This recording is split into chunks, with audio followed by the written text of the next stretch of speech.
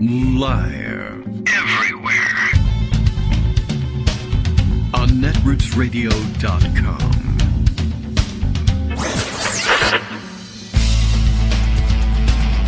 David Waldman.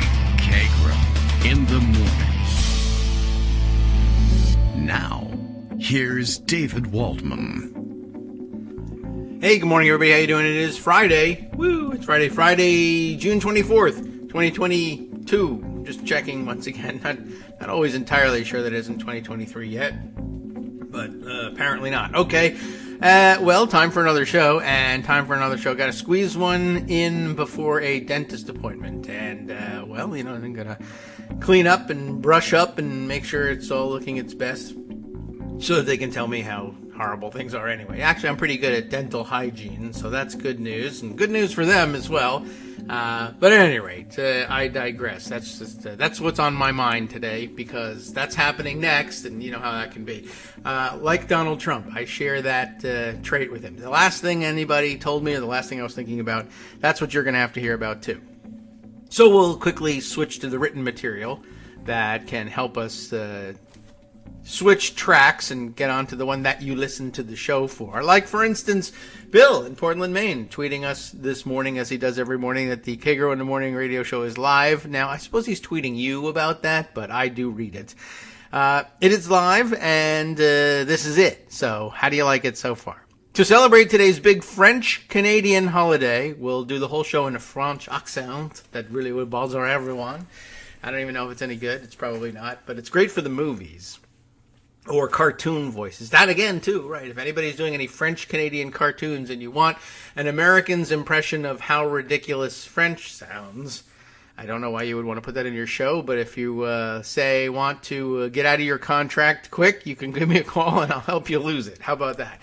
Well, it is a big French-Canadian holiday in Quebec. Anyway, the NAFTA calendar on the fridge tells me what's going on in Mexico and Canada, sometimes sort of, when it comes to holidays. I suppose it's a business thing, and if you do business in Canada, or in Quebec in particular, you might find that your suppliers are closed today for Saint Jean Baptiste Day, and I suppose they're celebrating it as well in those little islands I discovered through my COVID work.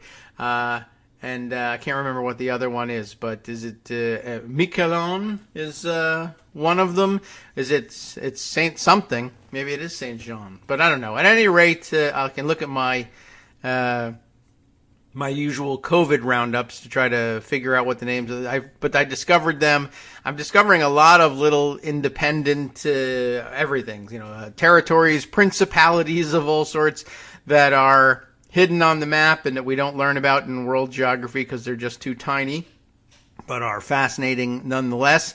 But now I want to visit there. There's a little tiny, New France holdout, I guess, up off the coast of like Newfoundland, and just hidden there, that I guess you can drive from Canadian territory straight into still French territory, except I wouldn't recommend going because they have a bit of a COVID problem, as we all do, but they just happen to have been on the tops of the list for a little while now.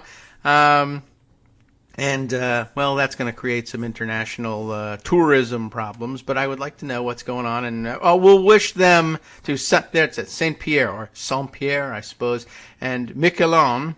Not sure if I have the right emphasis there for that, or the pronunciation for that matter, but fascinating little enclave there in what would otherwise be Canadian territory, Canadian waters.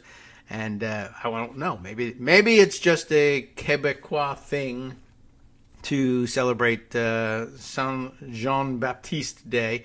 But happy day to you, whatever it is you do to celebrate. I suppose if they don't have it, I would go out and invent. They're obviously crying out for Saint Jean Baptiste Day cakes, because everyone loves cake. So, okay, happy big French-Canadian holiday. And in celebration, Bill's prediction, anyway, is that we will play 2 hours of the classic carol, Grandma Got Run Over by Saint Jean Baptiste. and everybody join in. You all know how the chorus goes, and you probably all have great French accents to do it too. Do French people say that French Canadians have French accents, or do they say that they have Canadian accents or Quebecois accents? I'm sure it's obvious and recognizable, but okay. It should be interesting to watch French people turn up their noses at other people's French accents. But they probably do that quite a lot, I would imagine, with the accents of those speaking French as a result of international colonialism, even though that's their own fault. And da-da-da. All right, well, never mind about the historic racism of the French Empire. I don't know anything about it. I know slightly more, but still comparably nothing about what's going on in the news elsewhere. So I will let other expert people share their opinions with you, or sometimes very dumb people who just get paid to write about it, and we'll add our comments up on top of all that crap. How's that for a show? Aren't you glad you signed on? I have a story to follow up on the Ron Johnson saga, which is just not looking particularly good for him, but he's not a particularly good guy, so how should it look, right? I think we're right in line with things. Let's just say, Ron, you're shooting par here, pal. You know, most people think you're kind of a pliable idiot, and so far it looks to be the case, so don't be too down on yourself. We might put you in jail, but, you know, if you were bound for prison as a kid, then that's the way it is. It doesn't matter if we dress you up as a senator. It's not supposed to in this country anyway, but it might end up being your salvation. Anyway, Ron Johnson now says he helped coordinate the effort to pass false elector slates to Pence, but there's more, and this from the local folks out at in the Milwaukee Journal-Sentinel. And it's always good to read the local folks because they ask the tough questions very frequently. Let's go to the original at the MJS, or the JS Online, as they call themselves, well, online. Ron Johnson now says he helped coordinate the effort to pass false elector slates to Pence, but his new explanation drew a quick rebuke. All his explanations should draw quick rebukes because you'll probably be right. So far, your record would be perfect. Eventually, he will come up with an explanation that we quickly rebuke, but is disputable. And that the rebuke is subject to dispute as well. And then we'll reach equilibrium and all decide that he's guilty of wherever we've come to land there. Molly Beck and Lawrence Andrea have put this piece together for the Journal-Sentinel.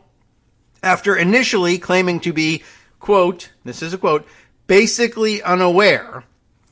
I mean, that's just generally true, I'm sure, about Ron Johnson, but basically unaware, in this case, of an effort by his staff to get fake presidential elector documents to Vice President Mike Pence, U.S. Senator Ron Johnson said Thursday he coordinated with a Wisconsin attorney to pass along such information and alleged a Pennsylvania congressman brought slates of fake electors to his office, a claim that was immediately disputed. Now, that's just the first paragraph. There's a lot of disputing going on. I want to add a reminder of what we told you yesterday. I have not seen Chris Geithner back off of this assertion, but according to his reading of the paperwork, you know, the official paperwork that you have to file as a U.S. Senator's office about who works for you and how much they're making and when they started and all that kind of stuff. Just personnel records. This chief of staff, Sean Riley, who's quoted in the tweets here, tweeting to the vice president's staff. This whole, remember Ron Johnson's excuse for this. This was a staff-to-staff exchange, right? The staff in this case for Johnson is Chief of Staff Sean Riley. Now you might at that point say, well, if anybody on the staff level is going to handle handing off fake or otherwise these electoral slates, it probably would involve the Chief of Staff. So that makes a certain amount of sense.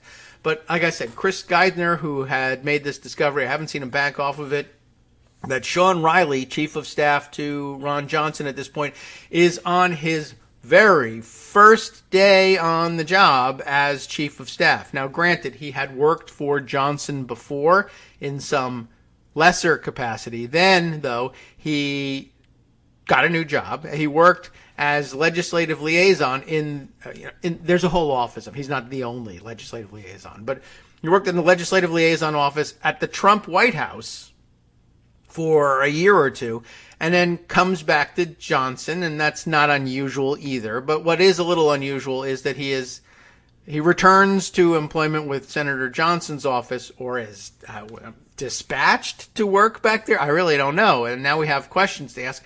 His first day on the job as chief of staff is January 6th, which is an important day. If he weren't busy criming, I would say, all right, that's just a weird coincidence. Maybe he didn't predict, or maybe he knew that what was going to go on January 6th in terms of the rally and maybe even the riot. But I don't think he said, well, that'll be the day I'll start, because that would be like, well, I mean, unless he showed up in bandoliers, I suppose I would say he probably didn't know about it. I wouldn't start that day if I knew what was coming. I would have stayed away. I'm sick that day. All right, I got a haircut. I got to wash my hair. I'm coming in tomorrow. Anyway, but he shows up, and the first thing he's doing, I mean, it's not even barely afternoon at that point. Well, 12:37, so 37 minutes into afternoon, and he's trying to pass fake electors to the vice president. Not from his state, nothing like that. And remember also this other explanation that Johnson now says he got this stuff. First he said like a House intern brought it to his office. Now it's, I guess, upgraded from intern. It's a member of Congress, or maybe an intern from that member of Congress's office. We'll see. But he implicated, what's his name? I don't even know. It was, I'm sure he's mentioned in here somewhere, right? U.S. Representative Mike Kelly from Pennsylvania. He denies any involvement too. So now it's still a mystery. Not to mention my still looming questions about, so you keep saying, I don't know what was in this package, I don't know where it came from, but on Assassination Day for the Vice President, I was happy to pass along the mystery package that I didn't open and didn't know where it came from, and that by itself is not a great excuse, etc., etc. So what about the second paragraph of this story? Evidence presented this week by the U.S. House Committee investigating January 6th attack showed Johnson's chief of staff, on his first day in office, tried to deliver the two states' lists of fake presidential electors for former President Donald Trump to Pence on the morning of the U.S. Capitol insurrection, but was rebuffed by Pence's aide. Still no mention here. We pondered why Michigan's electoral votes would end up in the hands of the Wisconsin senator. And the best explanation I have for that is both of Michigan's senators are Democrats, and they would never agree to carry those things. So the Michigan Republicans looked for a Republican from their neighborhood to maybe do that. Why, though? How? I'd love to know how it gets to Pennsylvania Congressman Mike Kelly. But so far he's not talking, and he says, it wasn't me anyway. So let's see. Johnson initially told reporters this week that he did not know where the documents came from and that his staff sought to forward it to Pence. But he said in a Thursday interview on WIBA-AM, local radio, that he had since discovered the documents came from Pennsylvania's U.S. Representative Mike Kelly and acknowledged that he coordinated with Dane County Attorney Jim Troupis, Troupis, and his staff, chief of staff, by text message that morning to get Pence a document Troupis described as regarding, quote, Wisconsin electors, but also Michigan. As it turns out. Anyway, Kelly's office immediately pushed back on Johnson's claim, saying Senator Johnson's statements about Representative Kelly are patently false. And does everybody say, I never did settle patently, but say it any way you like. It's Saint Jean Baptiste Day, and that's your prerogative. Mr. Kelly has not spoken to Senator Johnson for the better part of a decade. That's an odd statement. And he has no knowledge of the claims Mr. Johnson is making related to the 2020 election. This strange turn of phrase. I mean, he's trying to show that he has no relationship with him. But, I mean, I don't think anybody would have presumed a relationship between a congressman from Pennsylvania and a senator from Wisconsin. It's certainly possible. You could ask that question. Oh, you're from America. Do you guys know each other? As you sometimes do with people from smaller countries abroad. But, they work in the same general area, but very rarely, will that turn up a close personal relationship if they're not from states close to one another, but you never know. but the better part of a decade. Like, he's really trying to show that he doesn't know the guy, and it asks or poses more questions than it answers. Mr. Kelly has no real relationship with Senator Johnson, and there's no knowledge of da-da-da. But the better part of a decade seems like a weird way of putting it. Although I will agree that if there's any part of a decade at all in which you've not spoken to Ron Johnson, that would be the better part of the decade. I mean, you want to stick around that part. So hang around there. On Thursday, Johnson and Troupis contacted him by text message on the morning of January 6th to get a document on Wisconsin electors to Pence. Johnson then said he introduced the attorney to his chief of staff by text message to handle the request. He said he did not know what the document was or intended to accomplish, except it was about Wisconsin electors. Okay. In a story by conservative reporter John Solomon, that guy is still out there and doing things, and shared by Johnson on Thursday, Solomon, and what was Solomon's big issue? He was, he's involved in trying to claim that Russia is a hoax kind of stuff, but he's got some specific track record, Johnson. But at any rate, that's good they describe him as conservative reporter. Let's see, John Solomon, and shared by Johnson on Thursday. Solomon reported Kelly also called Troupis to get elector documents to Pence that morning through Johnson.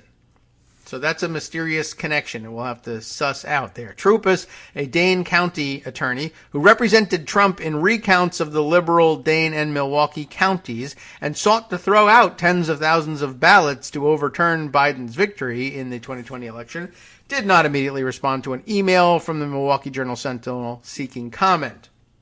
In the recounting of events by Solomon, a Trump campaign official asked Kelly to get an alternative slate, quote-unquote, alternative slate of electors to Pence. Kelly then called Troupis. All right, I got to follow this more closely.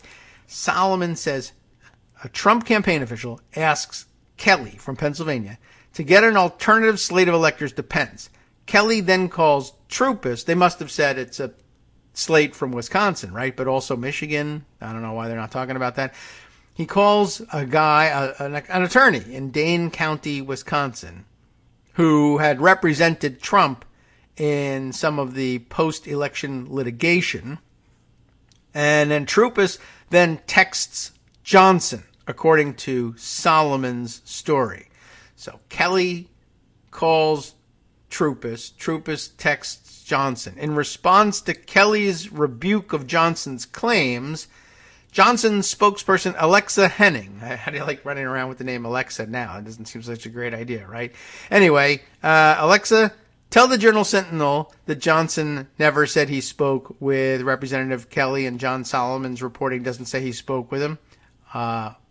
Okay. Calling Milwaukee Journal-Sentinel. Okay, well, and she says on his behalf that Johnson never said he spoke with Representative Kelly, and John Solomon's reporting doesn't say he spoke with him. Okay. It is John Solomon's independent reporting that Judge Troupis, I didn't realize he was judge, spoke to Representative Kelly, Henning said. So they're neither confirming nor denying, but yes, they are. They're denying, right, that happened. That's very odd, too. 10 Republicans who convened at the Wisconsin state capitol on December 14th, 2020, signed paperwork falsely claiming to be presidential electors for Trump and mailed those documents to the U.S. Archive and Congress. The Republicans contended they were submitting the paperwork in case Trump's loss was overturned. Former Republican Party of Wisconsin Chairman Andrew Hitt told the January 6th committee that he would not have supported the use of the paperwork to overturn the election illegitimately. Henning said earlier this week Johnson had no involvement in the creation of an alternative slate of electors and had no foreknowledge that it was going to be delivered to our office. This was a staff-to-staff exchange. So what? Henning wrote in a tweet, his new chief of staff, that's right, new, contacted the vice president's office. The vice president's office said not to give it to him, and we did not. There was no further action taken. End of story. No, not the end of story. I know that's what you say when you want people to go away, but I mean, at a minimum, the next question is, so what'd you do? Right? Oh, well, the whole reason this isn't a story is that we contacted the vice president's office and said we had these papers, and the vice president's office says, do not give these to me. Next question, why did he say that? And what'd you do next?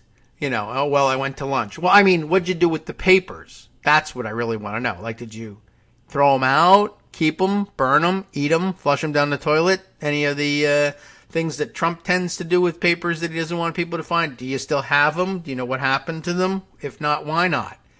If all of this happens for you to try to get these papers to Vice President Pence. Now, for some reason, Vice President Pence says not only that he's not going to accept them, not like, well, geez, I don't have time, or no thanks, I don't need those, I already have a copy, but do not give these to me. But this is something that a member of Congress, maybe Mike Kelly, maybe not, has said you should have and give to the Vice President. It's important. Troopus, who was a judge, for God's sake, calls and he wants this stuff delivered. There's all sorts of people that think it's very important for Pence to get this. Granted, Pence says he doesn't want it, but do you make the unilateral decision at that point? I don't know anything about it. I don't know where it came from. I don't know what it is. Do you then just say, screw it, throw it out? What do I care? If Pence doesn't want it, I don't want it. Throw it away. It's garbage. I doubt it. I really, really doubt it. Not end of story. So there'll be more about this, I am sure. Let's see. Then there's a little sidebar about the people who signed the paperwork. These would be the names of the fake electors. We may have gone over those. It won't make any sense to you if you're not a Wisconsinite, I think. But if you were interested in what sort of people get those jobs. Let's see, there was a Republican appointee to the Wisconsin Elections Commission, Bob Spindell. Andrew Hitt was then the chairman of the state Republican Party. Kelly Rue, I don't know, R-U-H, chairwoman of the 8th Congressional District, GOP. The vice chairwoman of the 1st Congressional District, GOP, Carol Brunner. Scott Grabens, chairman of the Dane County Republican Party, so certainly he must have known what's his name from Dane County as well.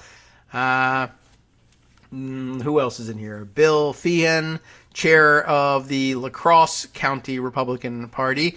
Kathy Kiernan, chair of the 5th Congressional District, GOP. There's the 6th Congressional District chair, Darrell Carlson. Vice chair of the 7th, you get the idea. So local chair people. Oh, and lastly, so that was Pam Travis. Lastly, everybody gets stained with this. Mary Bustrin, Bustrin, vice chair for the Midwest region for the Republican National Convention. So, Republican operatives on the state level are the people who end up getting those jobs. Rotate through. Everybody gets it. It's a lovely little honor, provided that there's no federal crime attached to it. And, sometimes you get nominated to be an elector, but your guy loses and you don't get to do anything. Sometimes your guy loses and you decide, I'm going to make a fake electoral certificate and hope nothing comes of it. But whoops, that was a bit of a mistake. Okay, so that's the latest on Ron Johnson. It's not looking good for him. Let's see. Other things that I think were great observations in this one, relatively short term. We can probably fit it in between the break. And I should say more from Ira, our KD by proxy pal, about the strange electoral situation. He's got a point. Oh, and I'll have to clarify maybe after the break. I could sneak it in right now. One of the clarifications I wanted to offer was yesterday in parsing what was what in those packages that each state would deliver. We mentioned that there's a certificate of the vote. That is a list of the names of the electors and who they voted for. Everybody casts, except in states where they split their electoral votes, but whatever. They give the names and they sign on the dotted line that that's them, and there's a final vote count. Some states just put the votes that were cast for the person who won.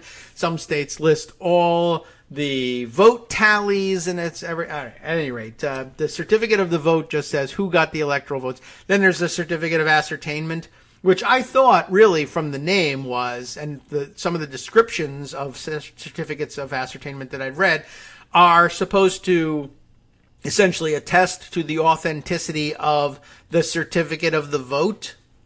That is to say, this is our certification as state officials that this is the paperwork that was prepared on December 14th when the Electoral College met in our state. We saw them do it. It's like a notary document. These were definitely these people. They definitely did vote this way. And this is us telling you because you're just getting this paper in the mail and you're sitting in Washington, D.C., and you need some assurance that that's the case. That's what makes the most sense, actually. But as it turns out, the certificate of ascertainment really should be called the certificate of election, not certificate of the vote, but certificate of election, because what it actually does is attest to the validity of the election of these people as electors, which is also important and really ought to be in the package anyway. Really, all these things ought to be in there, but maybe the fact that they're signed and then signed by an administrative official who watched them cast the vote and who might even have presided over the session at which they cast the vote, that seems to be enough. But a certificate of ascertainment is really about, are these people the right electors? Which is interesting. And certainly, as I said, belongs in there. That's where they'll list the vote counts in their state.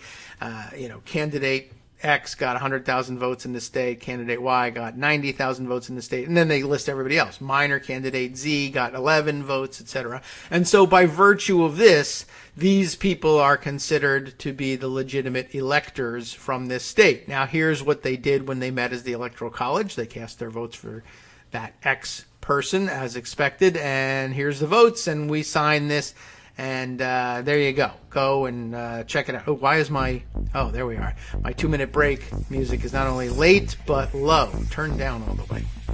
All right, so we'll jump out 2 seconds or so before we usually do it.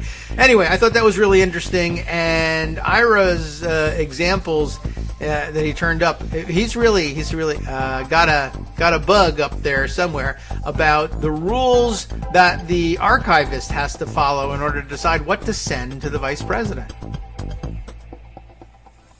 Hi, I'm Scott Anderson, the guy that writes the daily summary for this show, Kagro in the Morning. Thank you to everyone that supports this show. Many of you send donations through PayPal, Patreon, Square Cash, Radio Public, and so on. Some of you write your own essays and send them in, or read articles with your own commentary. We appreciate it.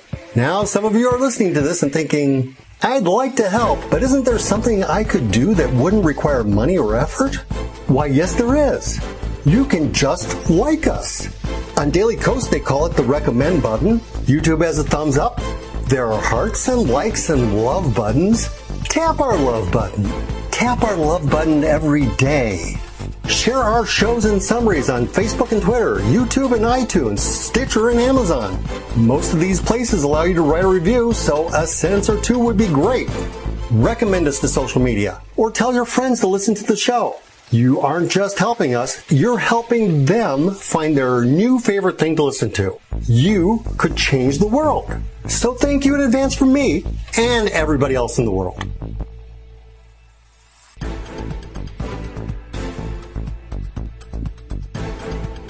All right, welcome back now to the Kagro in the Morning Show here on Netroots Radio. I'm scanning another article from the Wisconsin hometown area and trying to see if there's any new detail. And I guess there is a little bit new detail here. Let me put this aside for the moment. But at any rate, this is now going to become a longer segment if I let it. But yeah, Ira Goldman, KD by proxy, who we follow and speak with frequently on Twitter, had brought up those objections the other day and basically was asking the question, if the Electoral Count Act calls for the archivist to send on to the vice president anything that purports to be an electoral vote count, an electoral vote slate from a state, needs to be forwarded to the vice president. And the vice president, according to the letter of the law, will open them and they'll be counted. And again, we went through the controversy of who does the counting, but it's actually pretty clear in practice that the tellers do the counting. The vice president does the opening, and he'll examine the things and, then pass it on to the tellers who will then do the tallying.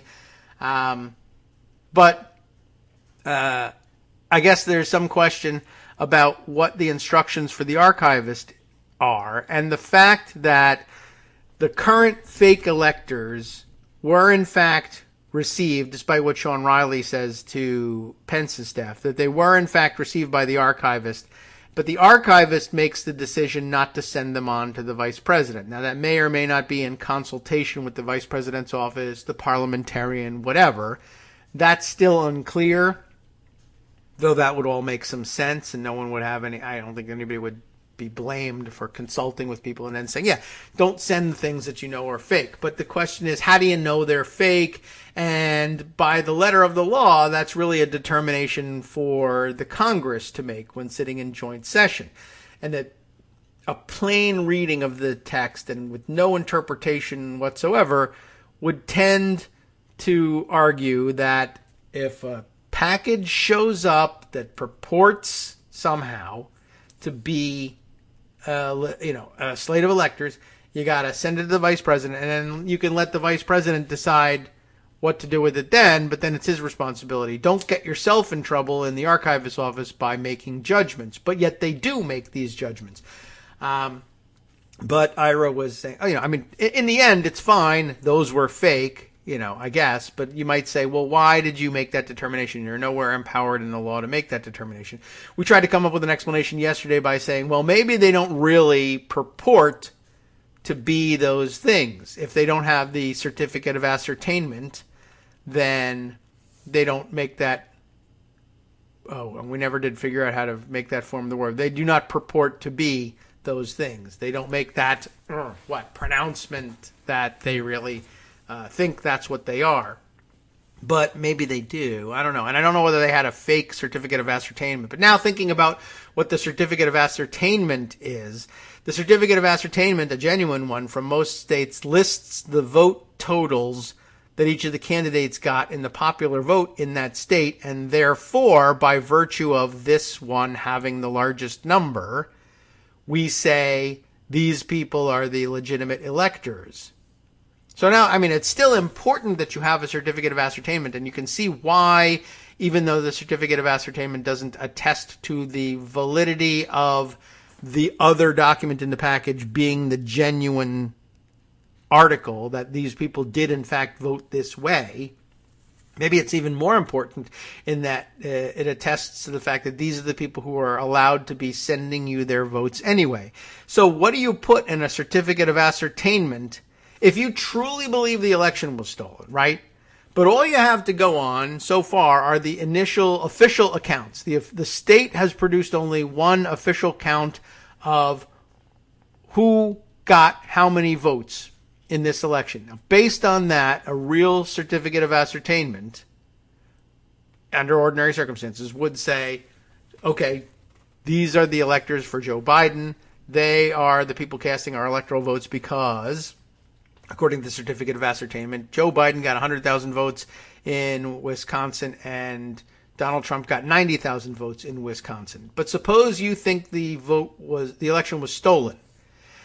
Even people who are convinced 100% that the election is stolen, very few of them would be willing to say or are able to say, I guess they would anyway. But anyway, say in a legal document that they have to sign and swear to the accuracy of what number of votes it was that Donald Trump supposedly got that was higher than the Joe Biden total. The state says 100,000 to 90,000.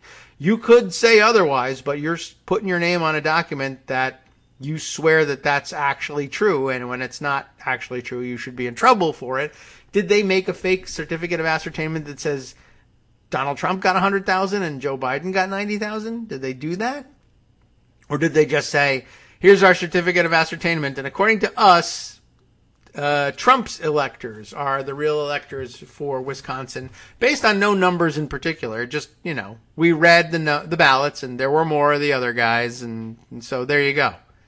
Because, I guess that serves as a certificate of ascertainment. It just offers a considerably less proof than most other certificates of ascertainment have done historically. So anyway, then the question becomes, well, if they're sent to the archivist, but the direction is that they're supposed to be opened by the vice president, sitting as president of the Senate and presiding over the joint session.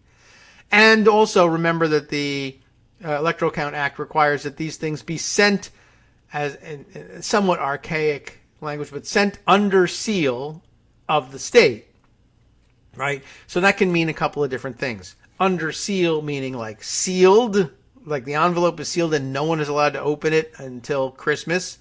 And the directions are that the vice president will be the one to crack the seal and open the things up. Or under seal of the state, well, it's not that it has to come in an envelope that has to stay sealed, like physically sealed from start to finish until the vice president gets it. But as long as it carries the great seal of the state, and remember, originally, you use the same word for these two things, even though it could actually mean quite different things, but originally seals were supposed to physically seal the document, but not the same anymore. So you could say, yes, the envelope is open, but it has come under the seal of the state because the seal is stamped, embossed on the paper. It's still under seal, right? Then in the slightly different meaning of certified as genuine, as opposed to physically closed. So there's some interpretation there. But if the vice president, if you believe that the vice president is the only one who's supposed to open the thing and break the seal and open the original document, then you got a real problem. Like if you're at the archivist's office, a package arrives and you're not allowed to look at what's in it. But if two of them arrive, what do you do? Well, then maybe there's reason to believe that the legal obligation is to send both, because I can't examine them. It's your job to examine them. But then that's just opening the door to craziness. Like, why not flood the archivist's office every year with 150,000 envelopes that, quote, purport to be electoral college slates and confuse everything? And just swamp them with work such that the state that you're targeting with your, essentially like a denial of service hacking attack here, is screwed. So why not do that? And I think, though, that the more reasonable practice is probably that everybody opens the envelopes to make sure what's in them and that you're not giving anybody anthrax or anything like that, and that you're sending only paperwork that's going to help out. Now, if there's a genuine dispute, you might decide to send more than one slate from the archivist's office. And that's even confusing, too, because, by the letter of the Electoral Count Act, a copy is supposed to be sent to the President of the Senate directly, and other copies are supposed to be sent to the archives, but it seems like they, in practice, just depend on the archives to do all the receiving and processing for all the copies that are sent to Washington, D.C., and that the vice president doesn't apparently maintain a mailbox at the Capitol, although he probably does, at least not for these things. They go to the archivist, and then as a matter of routine, the archivist forwards a box of them for the vice president on January 6th. And they are the copies that were supposed to be sent to them, but I'm sure they must examine what's in them and not send them sight unseen. So if you're a literalist, you'll say, but that means he doesn't open them. Yes, that's right. If it really upsets you and you really, really need an explanation, I would say chalk this up to just, that's been the practice and no one has ever objected before. It's Justice Frankfurter's gloss on history. That has been the practice. No one has objected. There's no real reason to object now, and an objection now is not timely anyway. Now it's too late, and you can rely on strong precedent for having done it this way before, for the aberration of not having the vice president be the only and first and only person to crack these things open and take a look at them. It's just not practicable to just say, the vice president's going to have to deal with this mess on his own in front of everybody at the critical moment. Somebody else should be screening this thing, and it was a dumb and inartful way of writing the Electoral Count Act, and we should clear that up. And it's unsatisfying if you're a literalist, but what can I tell you? Don't be a literalist is another good piece of advice. But by way of historical context, Ira spent a long time yesterday sort of showing that there were historical examples of the archivist, kind of, anyway, doing it his way.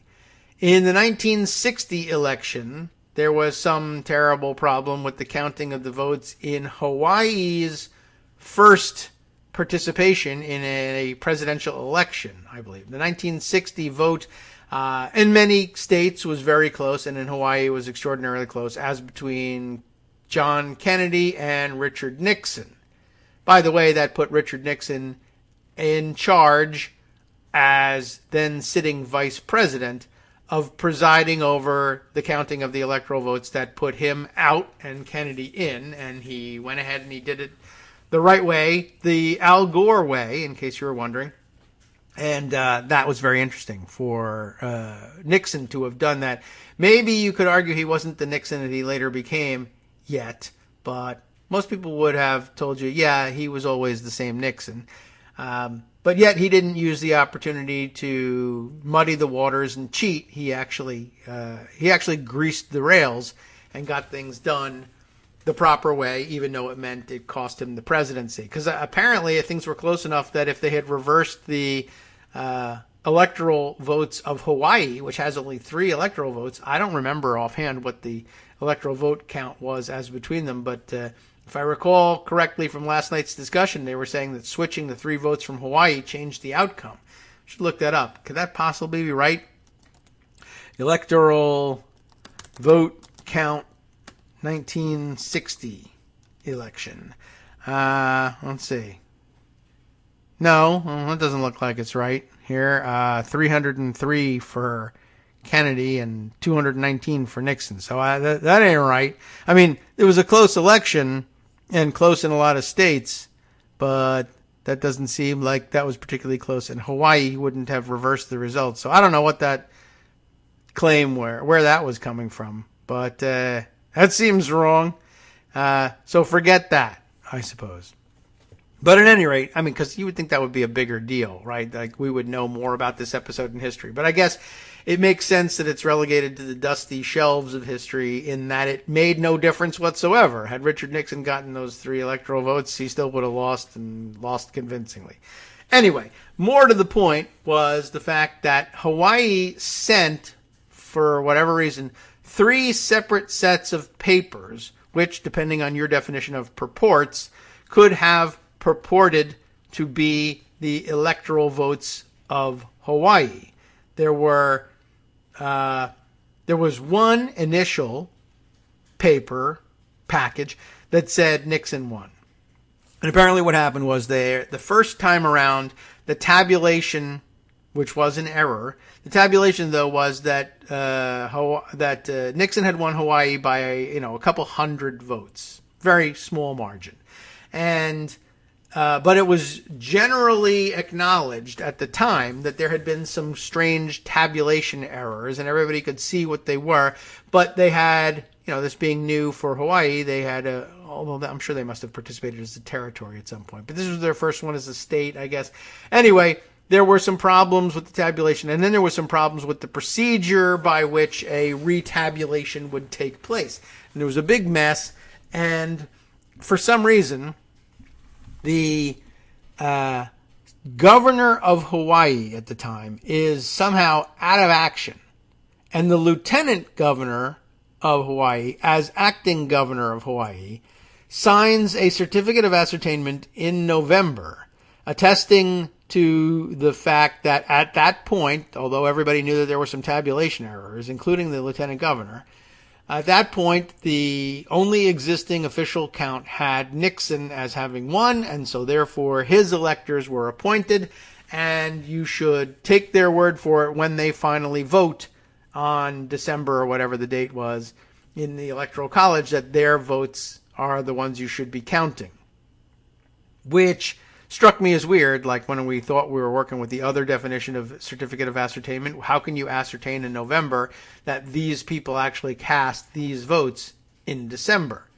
But then, as it turns out, the certificate of ascertainment just says, at the time of this writing, it looks for all the world like this state will declare these people to be the legitimate electors. And Ira even provided me with a copy of, I guess, was like Connecticut's latest certificate of ascertainment for the 2020 election. And it, too, signed in November saying, well, we know the results in our state, and so therefore the following people are expected to cast electoral votes in December. And then following in December comes, in fact, a certificate saying this is how they voted, stapled them together, and sent it to the archives in late December. And that's the way it works. Sometimes your certificate of ascertainment comes before those electoral votes are cast. Seems weird to me, but that's the way that some states do it. And Hawaii did it that way. Now, I don't know where the governor was, because he comes back later on in the picture. He retakes the reins of government and is responsible for signing the next two packages of documents that arrive from Hawaii. The second one is apparently a list of the names of the Democratic electors, saying we're actually the electors, because there's going to be a recount and everybody knows that the tabulation is wrong. And we've all done the math, and we can see that Kennedy won here in Hawaii, but we haven't finished that count yet, and the safe harbor date is coming soon, and we want in, just as the Trump electors say they were told that's what they were doing this time around. We just want to have it on record, because eventually this is going to be overturned, and if we don't have ourselves on record before safe harbor day, then Hawaii's votes won't count. And then a third package shows up, also attested to by the governor, that says, yeah, there were all kinds of problems, and we went to court to settle them. And when a court ordered a recount, and then the court found that under the recount and the retabulation of the results, Kennedy won. Therefore, the slate that did the voting as Kennedy electors is the valid one. I hereby attest to that as governor of the state of Hawaii. And that ended up being the official document that got accepted. But the archivists sent all three, because at that time the archivists' interpretation of the rules were that's what we've got to do. We got to give them to the vice president and let the vice president and the Congress, in consultation with whoever they want, work out which one they're going to accept. Now, the joint session didn't dissolve and have votes on it. They may well have decided to take that procedure, but it was a big waste of time. Everybody kind of knew. It was generally agreed that they were going to come back and say, and I think both houses were had Democratic majorities in them anyway, but you know, the circumstances being what they were and 1960 being what it was, people weren't going to come back and say, well, to hell with the facts, I'm going to vote for these three electoral votes to uselessly go to Nixon anyway. So, you know, the die had been cast. Kennedy had won. And interestingly, what Nixon decides to do is he basically asks unanimous consent of the joint session, where they're not supposed to do any voting, but because he's asking unanimous consent, no vote takes place, so I guess it's okay. He asks unanimous consent that under the circumstances, everybody knowing what they know, the third package purporting to be the electoral votes for the state of Hawaii be accepted as the official and only electoral votes for the state of Hawaii, even though they wouldn't go to him, they would go to Kennedy. And everybody basically said that's what would happen if we dissolved the joint session and spent 2 hours debating it and then came back. It would be a big waste of time. So yes, unanimous consent was granted from the whole Congress. Every senator, every representative was asked. Any one of them, I guess, could have objected. Nobody did. And so they said, that's a powerful enough statement for us. Boom, these are the electors from Hawaii, and that was that. I'd love to know what happened, why the actual governor of Hawaii was out of action the day that the lieutenant governor signed that thing, and why the lieutenant governor didn't say, why don't we just wait a week until the governor comes back? I don't know. They were both Republicans. There was some tension between them. I read about them. I went and did a little bit of research. What's up with these guys? Interesting political figures. And interesting in their own right. But anyways, I just thought that was good, deep background for it's Friday. I can spend time on telling you all of that. It was very interesting, and now you can probably shut anybody up about how the Electoral College is read and counted and whatever this weekend, should you be unfortunate enough to find that that is your weekend conversation. But, yeah, kind of an unsatisfying answer that is the only one I can come up with for Ira. Like, why is it the archivist's call all of a sudden this year to decide whether or not, if in 1960 he felt compelled to send all three packages from Hawaii, slightly different circumstances, of course. I mean, everybody had genuine reason to believe that there was an official record that existed that would have supported their position at the time they took it. And that's absent from this. But at some point, you got to believe that the archivist, over all this time, and with all the various people trying to do various things to screw with the vote, they must have some experience in getting things that are out of the blue. Or a crazy person has sent me this. Vermin Supreme has sent what purports to be an electoral vote count from New Hampshire, electing him president. Well, we know that's garbage. We're not going to count that. We're not even going to waste the vice president's time and send it over. But they obviously have some discretion, and the statute doesn't appear to afford it to them. So that's it. It might just be, as we say, Justice Frankfurter's historical gloss. That's not what the statute says, but that's the way we've always done it, and no one has ever stopped us before.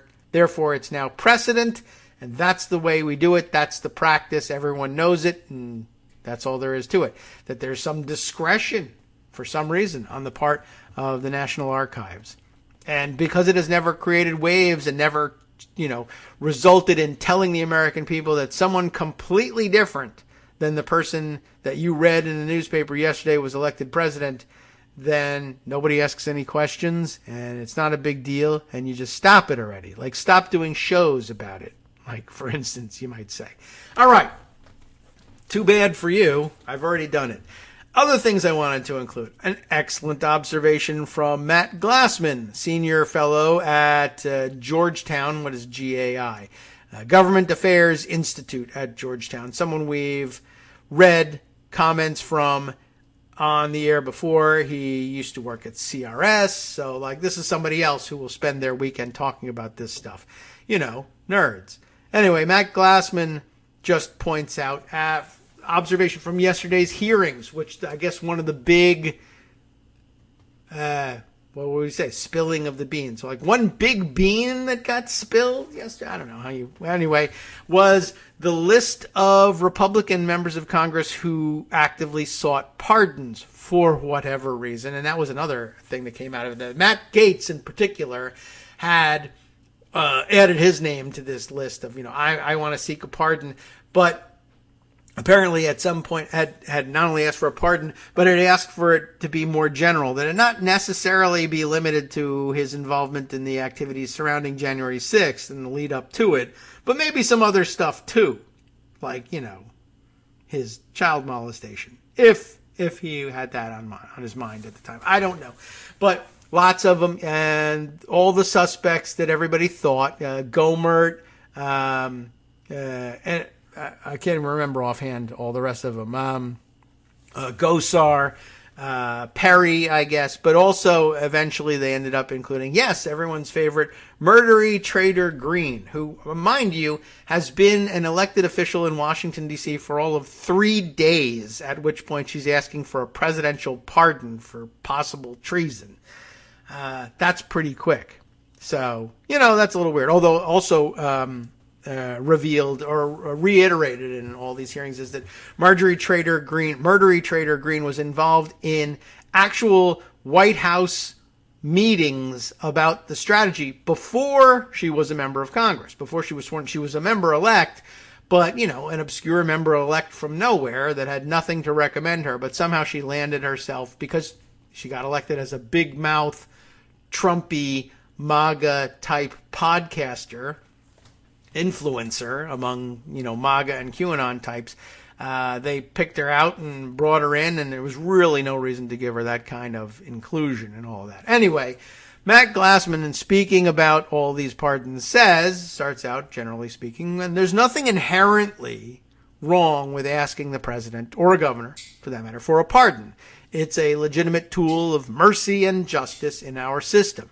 But members of Congress asking for preemptive pardons, right? They haven't been charged yet. Preemptive pardons for actions related to undermining an election on behalf of the person who's got the pardon power, that is a clear-cut and grave abuse of power. He continues by saying, from a separation of powers point of view, this is an absolutely devastating undermining of the constitutional structure. Members of Congress, remember, who have a role in determining who the president is going to be. Members aiding a corrupt president's hold on power in exchange for immunity via that power. I will cheat and lie and steal to give you the power of the presidency, which power includes the pardon power. And then, in exchange, you pardon me for the crime of having made you falsely president. That's like, no way. And that's actually addressed, I think, in the Federalist Papers at some point, and in the constitutional debate, where they say, well, no, obviously a president who would use his powers to pardon people whose crimes were helping them illegally become president would be so repugnant that they would be removed from office. But no, they wouldn't, we discover in the modern context. Glassman continues, got a few more things to say just before the break. He said them well before the break, of course. Yes, requesting a preemptive pardon. A preemptive pardon is super, super sketchy. Preemptive pardons aren't all bad. He includes the Ford-Nixon thing as something that was actually justified, as he says was Carter's pardon for the draft dodgers, in his opinion. But anyway, asking for one at all is inherently maybe a little illegitimate. He's responding to Michael Cohen, the Speech Boy 71 Michael Cohen, not the Donald Trump Michael Cohen, saying asking for a pardon when you haven't been charged with a crime feels kind of wrong. Yeah, it does.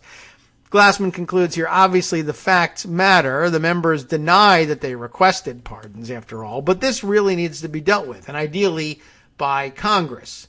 Normatively, this is an expulsion level behavior.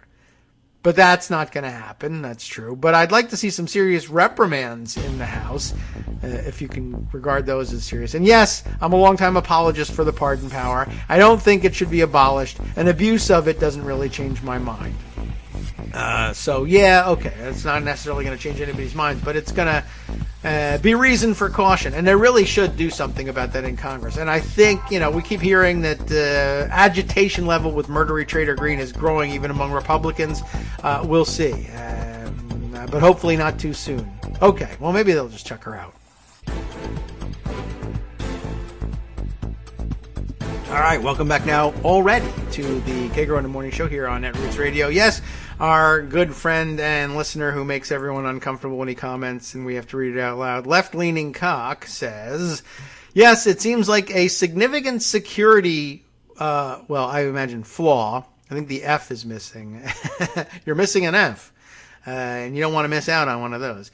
Seems like a significant security flaw if an assassin can drop off a ticking suitcase labeled totally certified electoral votes to Congress and only the vice president can open it at a joint session. It does seem kind of silly, but it's a great way, like I said yesterday, to pull the old spring-loaded snakes in the peanut brittle can joke right in front of everybody. And really, it's that joke has been successful everywhere and has contributed to a nationwide phobia of peanut brittle in cans. Isn't that amazing?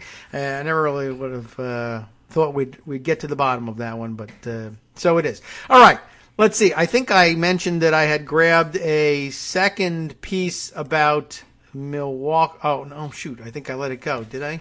No, from Madison.com about what Ron Johnson is up to, and there might be a little more detail. Shall we just make it a Ron Johnson show? It's all about fake electoral votes. That really should be the next area of focus anyway. A lot of this will be repetitive, but it looks like there's some new stuff. Maybe we can run through it real quick. Donald Trump attorney coordinated with Ron Johnson to pass false elector document to Mike Pence. This from Alexander Schur, S-H-U-R, at the Wisconsin State Journal. We'll make quick work of it, I hope. A former Dane County judge who legally represented Trump coordinated with Johnson to pass documents falsely stating Trump won Wisconsin to Pence on January 6th. Newly revealed text messages show. Johnson also told conservative radio host Vicki McKenna on Thursday, I think we heard about this one, that the documents in question came to him from the office of Mike Kelly, representative of Pennsylvania. Kelly's spokesperson told Milwaukee Journal Sentinel that that's not true. that they haven't talked to each other for the better part of a decade. You remember that one. The Wisconsin document, signed by 10 Republicans who convened in the state capitol on December 14th of 2020, was filled out the same day as the Democratic slate of Wisconsin electors met in the same building to deliver the state's real electoral votes, all 10 of them, to Biden. The meeting of Republicans occurred after the Wisconsin Supreme Court ruled that Biden had won the election. That's interesting, too, and kind of weird and wrong. But anyway, we need to get a document on the Wisconsin electors to you for the VP immediately. Former Dane County Circuit Court Judge Jim Trupis told Johnson at 11:36 a.m. on January 6th, 2021, according to texts provided by conservative media outlet Just the News. Is there a staff person I can talk to immediately? Thanks, Jim T. Good. That was new, and that gives lie to the story that Johnson's been telling so far. This was all staff. I had nothing to do with it. It was a staff-to-staff exchange. Here's a text from Trupis to Johnson saying, will you please give me the name of a staff member that I can use to pass these on so that that now becomes a staff-to-staff transaction that you can plausibly deny? Oops, wait a minute. No, you can't plausibly deny it because I'm asking you for the name and staff contact. And if you're going to say I knew nothing about it, you can't be on record as having received this text. Oh, no, I blew it. I mean, there you go. That answers that question. The conservative outlet, which conservative outlet? Oh, Just the News. That's the one that somehow has Trupis's text to Johnson. I don't know how they came into possession of it. It doesn't say they have it exclusively, though. The conservative outlet also reported that Kelly was in communication with Trupis, which is hard to explain, who then connected with Johnson. Trupis did not return phone call. Okay, so he didn't speak to them. 6 minutes later, screenshots of the text messages show Johnson connected his chief of staff, day one of his work, right, Sean Riley, with Trupis in a text chain. So the whole, I didn't know anything about it, now belied. Now there's an answer. And Johnson can't even say, oh, he may have texted me, but I didn't do anything. Well, yes, I did. I texted back. Here's Sean Riley. He's my chief of staff. Now you can all do your transaction, and I can pretend I don't know anything about it. Riley was newly serving in Johnson's office and was previously a Trump White House advisor. It's a little loose. I don't know whether Trump or anyone else would have called him an advisor, but he was in the legislative liaison's office. But okay. An hour after Johnson referred Trupis to Riley, Riley sought the assistance of a Pence aide in passing the document and another falsely asserting Trump won Michigan to the vice president, but was rebuffed. It might even have been the first time he was buffed, but that's the term for it, rebuffing, for whatever reason, like rebounding, I suppose. Johnson needs to hand something to POTUS. Please advise. You remember that whole thing. What is it? It's an alternative slate of electors for these two states. Do not give that to him. Right. More details. That comes up next. Those communications were first revealed on Tuesday by the January 6th committee, but newly revealed texts from Just the News, how the hell did they get it, show Pence's aide expected those documents through the mail and denied the request because he said Pence shouldn't receive any unscreened mail. That's just good security practice, but that's interesting that it's not necessarily Pence's staff saying, oh, no, you don't. We're not pulling that trick on us. It's more like you should have mailed them so that we would have a chance to screen them to make sure there's no anthrax in them, and then we would give him that fake stuff. I don't know. So they might not be such exculpatory evidence for them, but it's too late now. That narrative is set on Pence and his staff. He's about to walk over to preside over the joint session. Those were supposed to come in through the mail, Hodgson told Riley. I wish they had continued this in the Twitter coverage of the hearing that I had seen, but I guess they did say this in the hearing. I can do that. Anything else? Riley replied, well, you can't, of course. They were supposed to come in through the mail. You can't send them through the mail. It's 12:37. Anyway, the VP absolutely should not receive any mail that hasn't been screened, Hodgson said. Understood. Johnson understands, Riley said. No, Johnson knows nothing about it. Well, his chief of staff says he does. After that exchange, Just the News reported, Johnson texted Trupis. Go to jail for perjury. Well, he hasn't testified to this yet. He's just lying in public. Johnson texted Trupis and said, we have been informed, it's like the Queen of England here, we have been informed The VP cannot accept any unsealed mail. What? Unsealed? No, sealed mail. And I cannot hand it to him. I think that's just wrong. Cannot any unscreened mail. But maybe Johnson's just dumb. Maybe autocorrect. I don't know. Anyway, but that's what it says.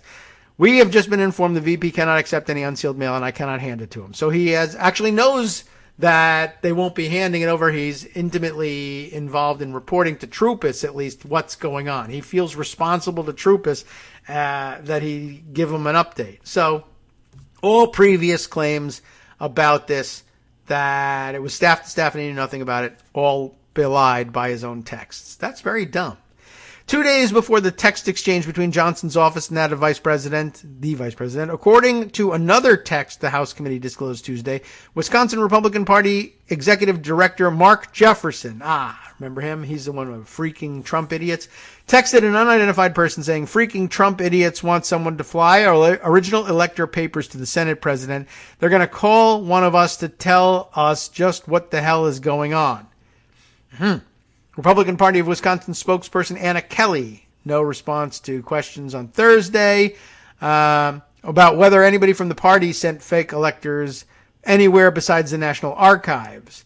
Republican Party of Wisconsin Chair Paul Farrow didn't return calls. A package tracker shows the documents were shipped from Madison on December 16th and delivered to the National Archives on January 4th, same day of Jefferson's text. Okay. Johnson also told McKenna, the radio host, he didn't know what the documents contained, despite Troopus, who's now under fire for coordinating with Wisconsin Republicans who posed as electors, telling Johnson that he needed to pass Pence a document on the Wisconsin electors. Though I guess he could claim, I think that this is a document that says that the Wisconsin electors are ugly and their mothers dress them funny. But maybe not. After the select committee hearing Tuesday, Johnson told a CNN reporter, I had no involvement in an alternate slate of electors. I had no idea this was even going to be delivered to us. It got delivered staff to staff. My chief of staff did the right thing, contacted the vice president's staff. They said they didn't want it, so we didn't deliver it. That's the end of the story. It's not the end of the story, as we discussed earlier, plus everything that came before it turns out to be a lie, according to your own texts, you lying liar. I was aware that we got something they wanted to be delivered to the vice president, Johnson continued as reporters questioned him. I mean, you guys, this took place in the span of a few minutes. The story ended. There's nothing to this. Well, let's read a little bit more. Wisconsin electors, the next section here. Republicans have said the meeting to sign the document was to preserve their legal options amid litigation surrounding the election. Okay. Trump attorney Kenneth Chesebro sent a memo to Troopus on November 18th, 2020, detailing the Republicans' eventual plan to pose as electors. Okay. One of those fake electors, former Wisconsin Republican Party Chair Andrew Hitt, said to the House committee in a video presented on Tuesday that he was told their electoral votes would only count if a court ruled in the former president's favor. That would be more analogous to what happened in Hawaii, where they voted, both slates voted knowing that there was going to be a lawsuit about it.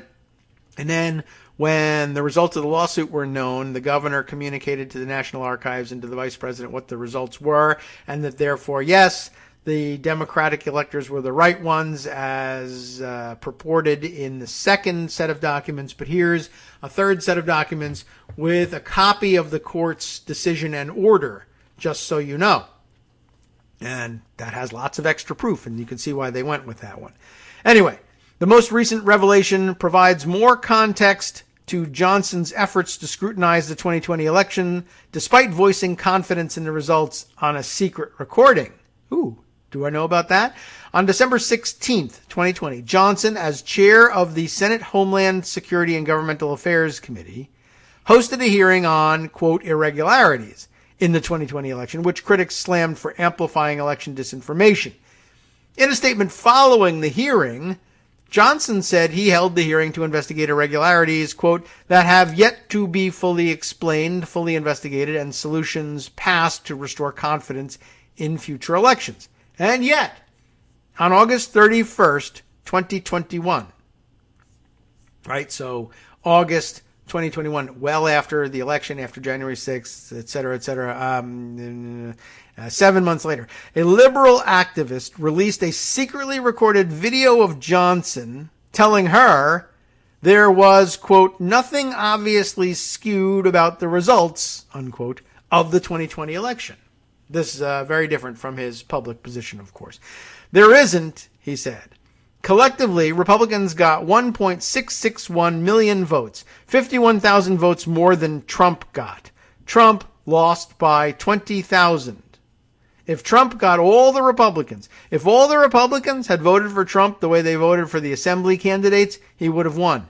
He didn't get 51,000 votes that other Republicans got, and that's why he lost Wisconsin. I will add at the end there. But yeah, okay. But Johnson has also called for state lawmakers to take over federal elections and to ignore the Wisconsin's Elections Commission, the Milwaukee Journal-Sentinel reported. So give me Terry, and he says whatever he needs to say in a given situation. Johnson has also consistently supported former Supreme Court Justice Michael Gableman's effort to review the 2020 election. He's still in trouble and getting worse. Maybe we'll turn to that after this. So yeah, wow, that's interesting and helpful and has more information. So fills in a lot of blanks on that one. Glad we spent some time reading it. And did I mark it for Pocket? I better, just in case I accidentally or purposefully close that tab. Now let's see. I said that there was something about Gableman in here. Here we go. Something lately from the Associated Press the other day. Scott Bauer reporting for the AP. Wisconsin election investigator says he deleted records. We heard a little bit about this. He was saying they were benign deletions, but that's what landed him in trouble for contempt of court the other day. The former Wisconsin Supreme Court justice hired to investigate Biden's victory in the battleground state testified Thursday that he routinely deleted records, even though he was under orders not to, and deactivated a personal email account even after receiving open records requests. That puts you in trouble. Michael Gableman testified in court about whether the person who hired him, Republican Assembly Speaker Robin Vos, should face penalties after earlier being found in contempt for how he handled the records request from American Oversight. Dane County, again, Circuit Judge, another one, Valerie Bailey Rihn, R-I-H-N, decided against penalizing Vos for contempt, but said she would determine later whether to penalize Vos for how he handled open records requests. She set a hearing for July 28th. Bailey Rihn said that Gableman gave testimony that conflicted at times, but it was clear that he had destroyed records that were contrary to what fits into the scheme of things, whatever that's supposed to mean. Vos hired Gableman a year ago under pressure from Donald Trump to investigate the former president's loss to Biden by just under 21,000 votes in Wisconsin. The investigation has cost taxpayers about $900,000 so far. Biden's victory has survived 2 recounts, multiple lawsuits, a nonpartisan audit, and a review by a conservative law firm. So that's a pretty good record so far. But just to reiterate, Gableman gets hired by Vos under pressure from Donald Trump. Now, that's another problem, another part of the investigation we're not hearing a great deal about, but we are investigating the pressure that he brought to bear on officials in Georgia, possibly also in Pennsylvania. Lots of states now looking into that. But just, by way of observation, I just want to point out for Robin Vos, another example, everything Trump touches dies. Trump pressures you to do this thing. You feel like you have to serve Trump, even though he was on his way out. You could have been rid of him forever. If you didn't do what he wanted, and he'd be out of your hair. I mean, yeah, he'd probably try and run again, and you never know. But anyway, you went and you put yourself out there. You hired Gableman, and you should have known that Gableman, too, would succumb to the same sort of pressure, and you'd be in trouble because you did something. You did a favor for Donald Trump, and he's going to screw you over and throw you under the bus. Very dumb, sir. Gableman has issued 2 interim reports, but his work has faced a barrage of bipartisan criticism. Vos put his work on hold this spring, pending the outcome of lawsuits challenging his ability to subpoena elected officials and others who worked on elections. Gableman testified Thursday that he did early work on the investigation at a Milwaukee area library and used his personal email account. Gableman said he did not retain the notes he took during meetings he attended, including one in August in South Dakota, hosted by MyPillow founder Mike Lindell. He also testified that he deleted records if there was no pending open records request and determined it was not useful or pertinent to his work. Except then there was a pending open records request and he destroyed those too. Did I delete documents? Yes, I did, he said. Gableman testified that someone in his office deleted his personal Yahoo email account for him after he had received an open records request from American Oversight. So, you're guilty. Gableman had used that account last summer before he had an official state email address. The judge asked Gableman if he had searched the account for responsive records before deleting it, and he said, I believe so. Do I specifically recall going back? I don't, Gableman said, but I would have looked at every email account available to me. But I don't remember it, so you can't hold me for perjury, I guess is basically what he's trying to do there. Gableman also revealed that he had to go to the emergency room for COVID after attending an election conference hosted by Lindell in South Dakota in August. That's funny. So in addition to that, he also caught COVID there, and he ended up in the emergency room. That's unknown detail. That's very funny to me, except it's very serious. I went there because I thought they were going to be there would be some solid evidence of Chinese interference in the voting machines. You really thought that, huh? And I was very disappointed with the lack of substance to back up those claims. That's nice, Gableman said, and I was annoyed that I had gone out, and as it turns out, I got COVID. Anyway, I didn't find anything that I could use during that seminar. That's not terribly surprising, and it's nice to have him admitting that.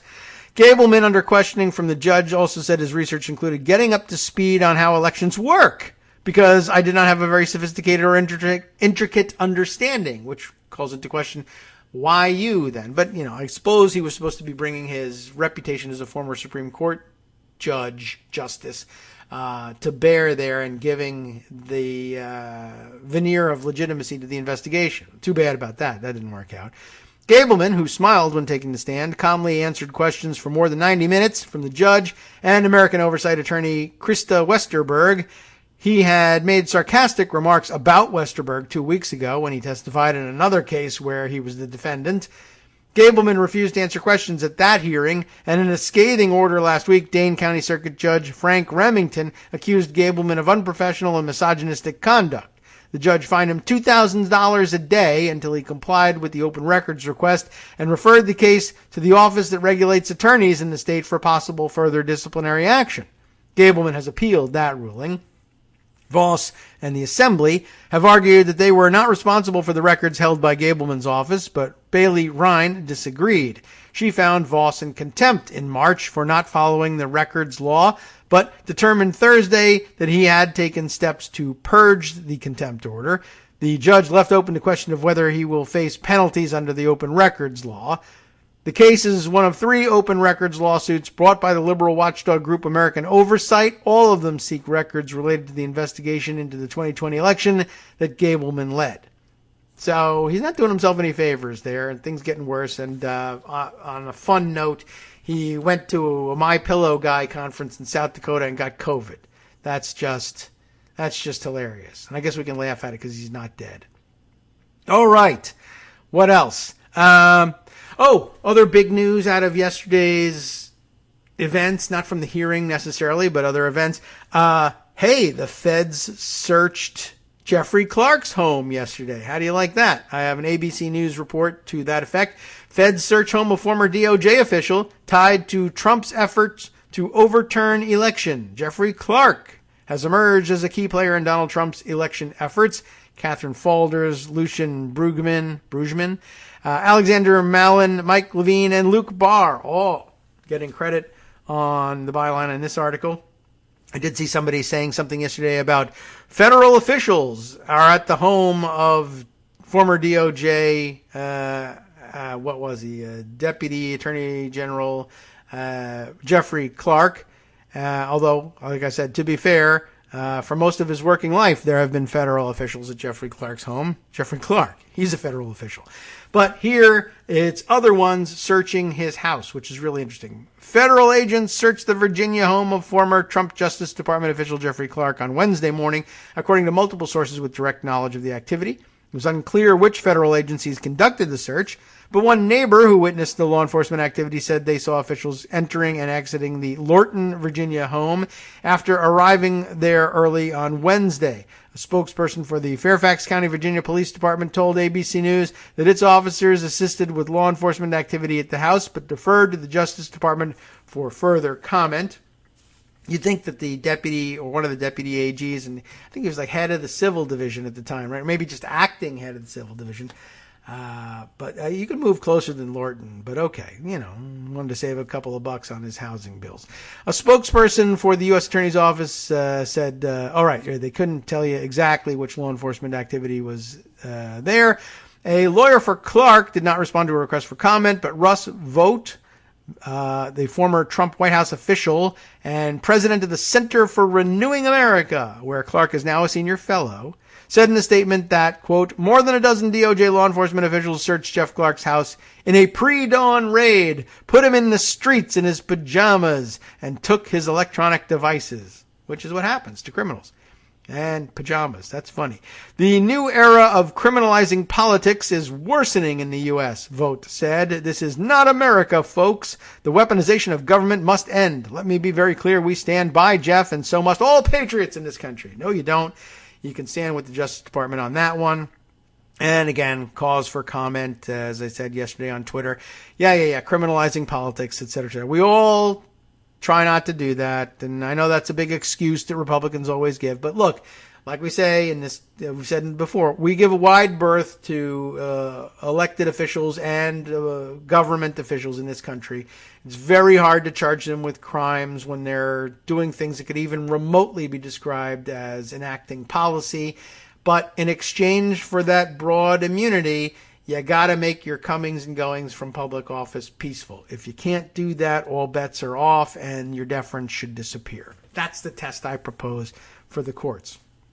Clark, a former Assistant Attorney General for the Environment and Natural Resources, has emerged as a key player in Donald Trump's efforts to leverage the powers of the Justice Department to find widespread corruption in the 2020 electoral process after it became clear that Joe Biden had won.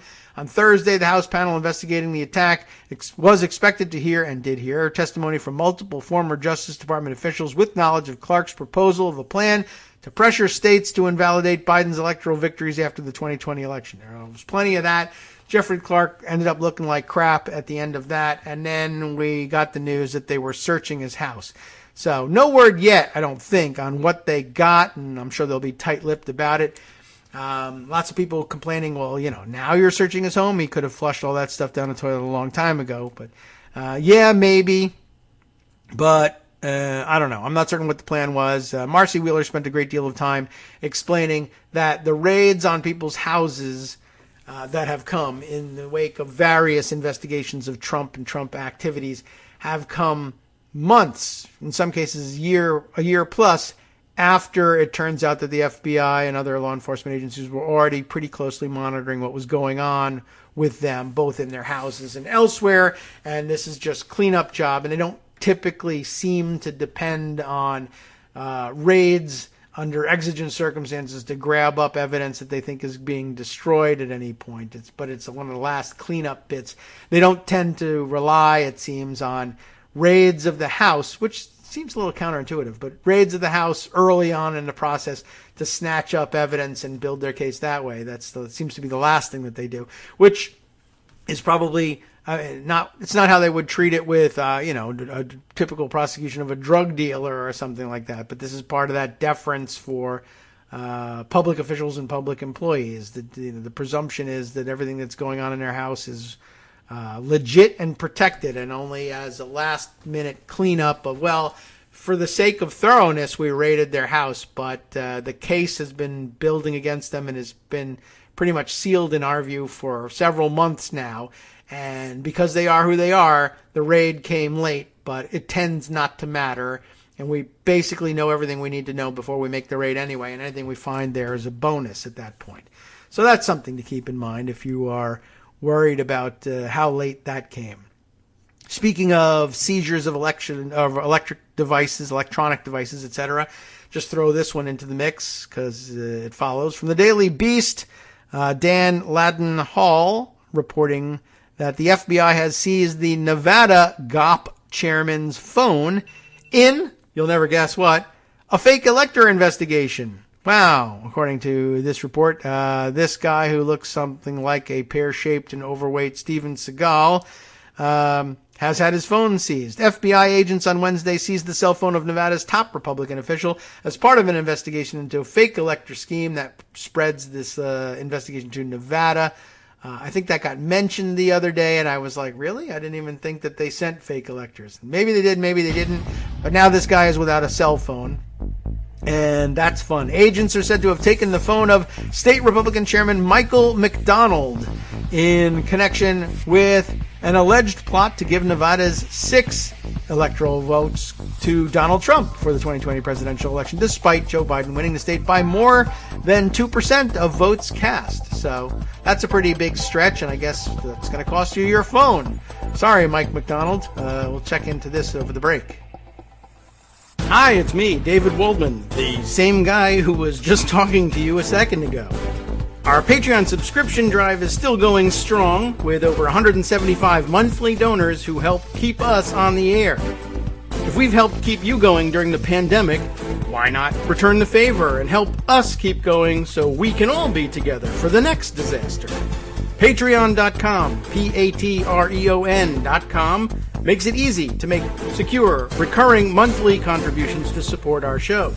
Patreon.com/KagroX gets you straight to our donation page. Maybe you'd like to thank us for keeping you sane during the Trump era. Maybe you're looking forward to in-depth explanations of what's going on in the Biden administration.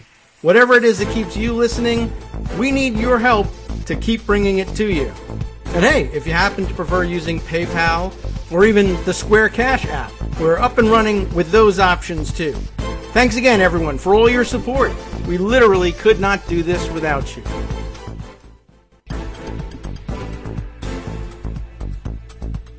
All right, welcome back now to the Kagro in the Morning Show here on Netroots Radio. As it turns out, it's a very short article over at the Daily Beast, largely borrowed from a local source of coverage. Maybe we'll jump over to the local source and just read through this. This from, where are we here? 8newsnow.com, the local Nevada reporters here. I don't know which network they're affiliated with, and looking around for logos or something that'll tell me, but I don't know. iTeam, is that trademarked like iTeam? Is that like an ABC News trademark, or does everybody get to use that? iTeam, like investigative team. iTeam sources FBI seizes Nevada GOP chairman's phone as part of fake elector investigation. There's the certificates. All right, while I'm watching video scroll by on this. Michael McDonald, second man subpoenaed in January. FBI agents served a search warrant Wednesday on Nevada's top GOP official. I like that, the way that works, top GOP. Sources told 8 News Now iTeam's George Knapp. Agents seized the cell phone of state Republican chair Michael McDonald, reportedly as part of an investigation into the fake elector scheme initiated at the end of the 2020 presidential election. A second search warrant was issued for state party secretary James DeGraffenreid, who also signed the document, but FBI agents could not locate him on Wednesday, sources told them. Now I remember. I think that we did hear about this, and Greg said it, and that struck me. Like, they can't locate him? What? Really? Seriously? Okay, so they are, also that went by very quickly, was those guys were subpoenaed in January, and just now they're getting around to executing search warrants against them. But it's amazing what people don't delete in between the time that they are subpoenaed and the time they actually seize the phone. But maybe it's useless, and forensic scientists can get back those things anyway. Forensic computer scientists, anyway. In December of 2020, the 8 News Now iTeam reported the Nevada Republican Party's 6 electors signed paperwork signaling their support for Trump in a symbolic ceremony, they put it, devoid of any legal merit. That's a nice addition, which was held in Carson City and coincided with the official state-sanctioned tally on December 14th. Biden won the presidential race by more than 2%. He received the state's 6 electoral votes in the official state ceremony, overseen by Republican Secretary of State Barbara, I don't know how she pronounces this, Cegavske. Segavsky, maybe? I don't know. A video of the GOP event has since been deleted. In January, the I team received a copy of the fake certificates, which attempted to certify the state's electoral votes to Trump. Just taking a look at it, they purport to have a seal and everything on them. Let's see. Then there's the embedded tweet from the Nevada GOP Twitter account, Our Brave Electors, standing up for what is right and casting their electoral votes for Donald Trump. We believe in fair elections and will continue to fight against voter fraud in the Silver State. Okay, well, la-di-da, you're all under arrest. The certificate received by the National Archives looks much different than the official state-sealed one. Oh, is that right? Oh, okay. Oh, so side by side. So I was saying there's the seal and everything purporting to be the real thing. That is the real thing. Next to it is this piece of garbage that was made on, Microsoft Word or something like that. Can I zoom in on this?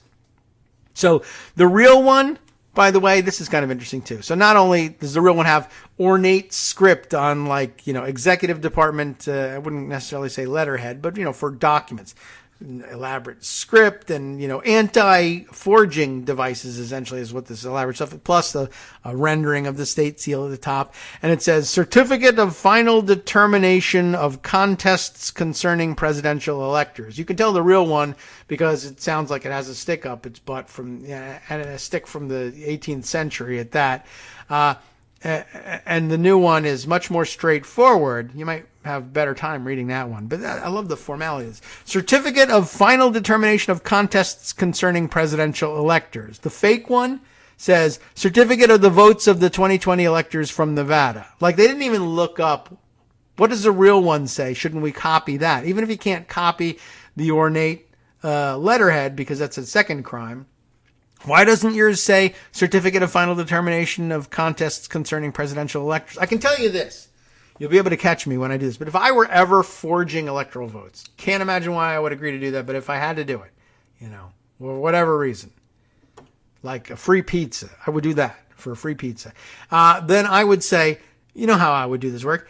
What do they look like? I'd Google one and I'd say, okay, so it says at the top, Certificate of Final Determination of Contests Concerning Presidential Electors. That is language you could only come up with if you were the real thing. And because you're copying it from the previous time, which copied it from the previous time, that's why the language never changes. These guys didn't even bother to do that. What should our certificate say? I don't know. How about if it says Certificate of the Electoral Vote from Nevada? All right. And that's it. That's all they did. And then, instead of all the ornate script and squigglies and everything, they just put a line of asterisks to divide the title, Certificate of the Votes of the 2020 Electors from Nevada, from what goes beneath. Now, here's the language of the real one. To all whom these presents shall come, greetings. I've seen this on a lot of, really archaic documents. They use this all the time. To all whom these presents shall come, greetings. Know all persons, that, Whereas on December 2nd, 2020, I did execute a certificate of ascertainment pursuant to Section 6 of Title 3 of the United States Code. Whereas, said certificate of ascertainment, certified that, and here are all the names, Artemisia Blanco, Ivana Cancela, Gabrielle Dare, Sarah Mahler, Joseph Throneberry, and Judith Whitmer, received the highest numbers of votes. It says case. Now, that's a typo. Cast is what they want. That's interesting. Typo. The highest number of votes cast for electors for president of the United States of America for the state of Nevada, whereas an election contest was filed pursuant to Nevada law against the above-mentioned electors, whereas the First Judicial District Court for the state of Nevada denied all of the plaintiffs' requests for relief in that contest, whereas on December 8th, 2020, the Nevada Supreme Court affirmed the district court's judgment in toto. A copy of that order is attached. Now, therefore, I hereby certify that the above-mentioned contest has been finally determined in favor of electors Artemisia Blanco, etc., etc., etc., as previously certified in my December 2nd, 2020 certificate of ascertainment, With these electors, so this is a second certificate of ascertainment, acknowledging the contest that has taken place in courts in between these times.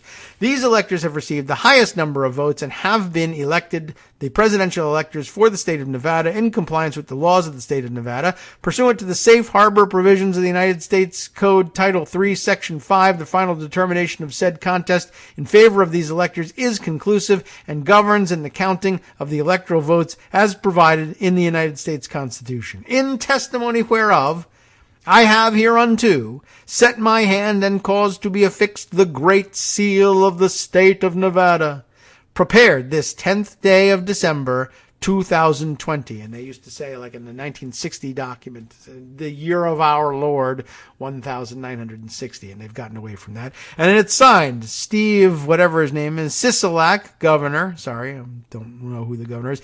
And signed as well by Barbara K. Sagafsky, Secretary of State. So governor and Secretary of State, both in this state, signing the certificate of ascertainment. This being the second certificate of ascertainment. Now, the fake one over here, certificate of the votes of the 2020 electors from Nevada. We, the undersigned, that's supposed to be, that's their version of florid language. Like when we do a, super formal document, it says like, we, the undersigned, right? You could look it up. It's even more florid than that. Why would you miss the chance to use this language? To all whom these presents shall come, greetings. Oh well. We, the undersigned, being duly elected, wrong, and qualified, wrong, electors for President and Vice President of the United States of America from the state of Nevada, do hereby certify the following. A, that we convened and organized at the state capitol in Carson City, Nevada at 12 noon on the 14th day of December 2020 to perform the duties enjoined upon us. B, that being so assembled and duly organized, kind of florid, we proceeded to vote by ballot and balloted first for president and then for vice president by distinct ballots, and those all required. They read the requirements. They just didn't read an old certificate. And let's see, that the following is a list of all votes for president so cast as aforesaid.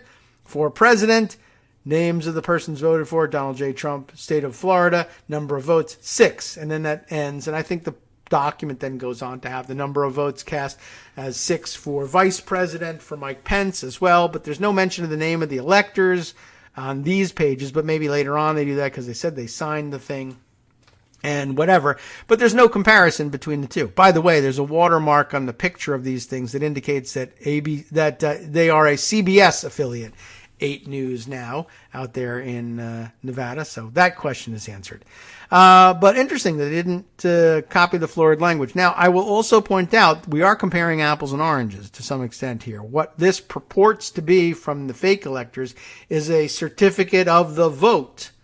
What we read from was the certificate of ascertainment that's supposed to be attached to the certificate of the vote. But apparently, there's no certificate of ascertainment attached, or at least they decided not to show a copy of it with the fake electors, probably because they didn't do any research and didn't know that there was supposed to be a certificate of ascertainment. That gets us back to yesterday's discussion and contention over Ira's point. We might be able to say that without a certificate of ascertainment, it's not true that the Nevada document purports to be anything. However, we may find that if it didn't purport to be an electoral vote, then there's no charge to bring against these other people, although maybe they can be charged in conspiracy and just having effed it up. I suppose you could always do that. But, yeah, and if that's the case, though, if they are dismissed from the suit because they didn't properly purport it, then I change my mind. I'm a gimitarian. I reverse my position on it. Let's get them charged again. And you don't need that certificate in order to be charged in this conspiracy. Haha, I got you coming and going. Anyway, President Biden, as you know, won the presidential race in Nevada by over 2%, et cetera, la-di-da. Oh, we did get all the way through this article. And here's another picture of funny-looking Michael McDonald, this time with a shorter haircut. He's unkempt looking in the other picture we have of him. So, okay, there we have it. Very interesting. Also very interesting, by the way, on the same scrolling page with the Daily Beast. 2 things that caught my eye. Only one really and truly worth mentioning. Documentary maker, another filmmaker, claims Trump had, this is a good one, secret, except he filmed it. So how secret is it?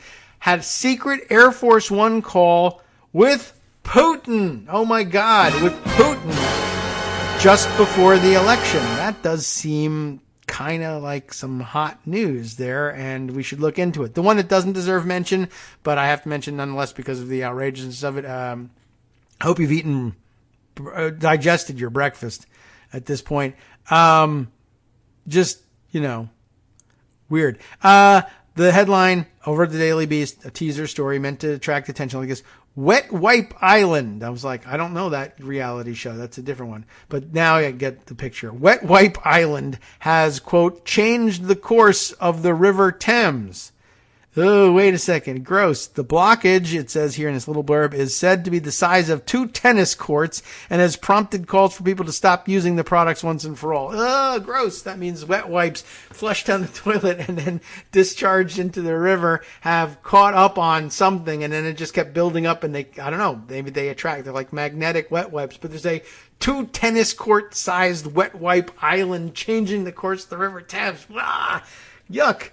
All right, well, let's go. Now I would rather talk about sedition. Ugh, I don't know. Sorry I did that to you, but what? What a headline. Anyway, what about this documentary filmmaker thing? I'll read the quick blurb here. The filmmaker who spent months shooting a documentary with Donald Trump during his 2020 campaign has revealed a mysterious phone call between Trump and Putin just before the election. Alex Holder, the British documentarian, same one, who gave evidence to the committee this week, said White House Chief of Staff Mark Meadows informed him that a scheduled interview with Trump aboard Air Force One would have to be canceled in late October 2020, 9 days before the election. I believe, if I remember correctly, that Meadows said that Trump was on the phone to the president of Russia, Vladimir Putin, which is why the interview had to be postponed. Holder told Politico Playbook's Deep Dive podcast, it's unclear what was discussed during the conversation, which is a problem, which Holder believes to have taken place just after the news broke that Putin had denounced Trump's allegations of wrongdoing against Hunter Biden. Okay. That sounds kind of weird and funny. Read about it at Politico, shall we? I mean, let's take a look. New January 6th witness, Trump had mystery call with Putin. Yeah, well, there it is. This from... only published this morning at 5 a.m., eh? Well, and updated at 9:50, eh? An hour ago. Let's see what's up. If documentary filmmaker Alex Holder's memory is accurate, and it does depend on that, Trump was on the phone with Putin. That may have been a brag, too. He's sleeping. He's watching porn. He's watching the Gorilla Channel. He's with Stormy Daniels. He's with Ivanka, for that matter. I don't know. But tell him I'm on the phone. Tell him I'm on the phone with Putin. I can't be disturbed. Mr. President, you done? You've been on the toilet for an hour. Tell him I'm on the phone with Putin. Okay. He's on the phone with Putin. But there you go. It just would have happened just minutes after the news broke that the Russian president had dismissed Trump's Hunter Biden allegations. I don't even remember that. Holder began filming former President Donald Trump in September of 2020 during his campaign for re-election. In the run-up to the election and continuing after they left office, Holder had extensive access to film and interview Trump, his inner circle, and former Vice President Mike Pence. I know we've been talking about this, and we mentioned the other day, just like how many documentary filmmakers were there working. And I guess if you've grown up a celebrity reality game show host, you're kind of used to having cameras around all the time. Certainly as president, you'd kind of get used to that, but his celebrity lifestyle probably got him used to that too. Although you'd think you'd dismiss him when you're busy criming, but no.